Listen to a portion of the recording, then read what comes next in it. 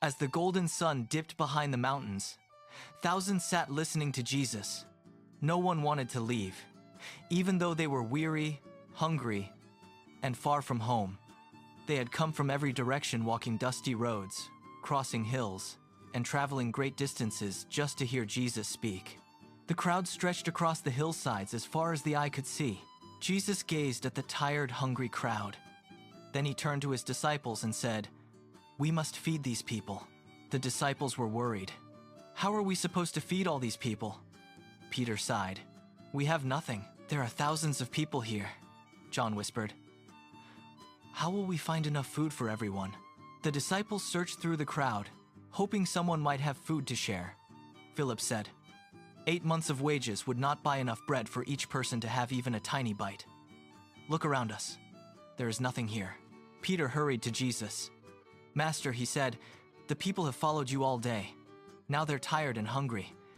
How can we possibly feed them all?"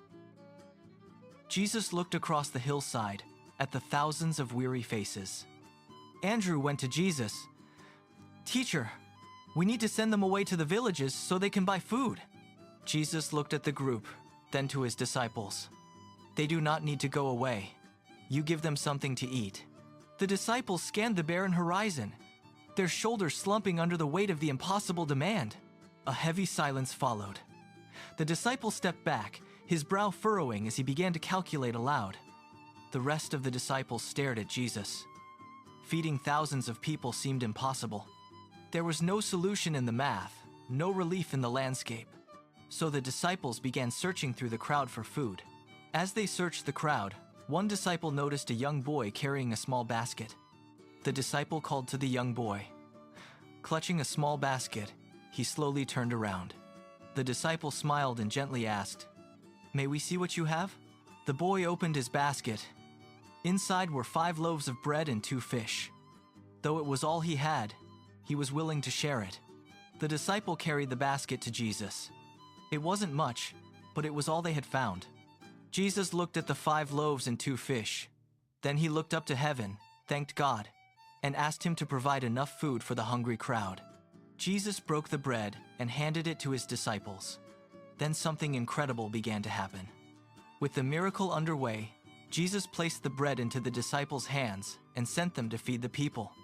The disciples served the first group, and everyone had enough to eat. Then they served a second group and a third. Yet every time they reached into the basket, there was still more bread to share. The disciples looked at one another in disbelief. How could there still be more?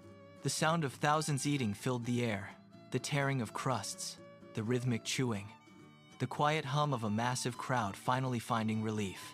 People reached out, grabbed a portion, and ate. Some held the bread up to the light, turning it over, searching for a sign of where it came from. Others simply ate until they were completely satisfied.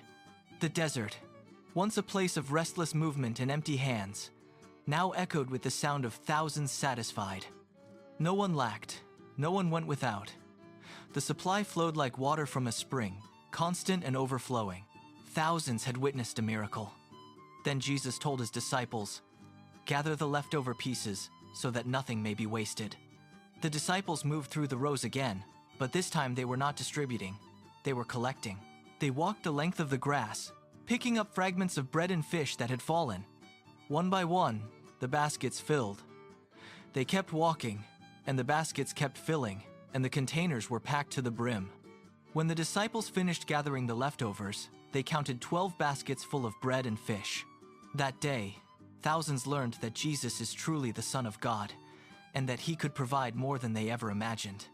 As the sun began to set, the crowd left with full stomachs and hearts filled with wonder. As night fell, Jesus left the crowd behind and went to spend time with his Father. The impossible had occurred in the open air, witnessed by all.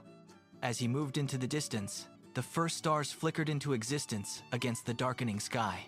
That night, the disciples walked away with full hearts, knowing they had witnessed the power of the Son of God.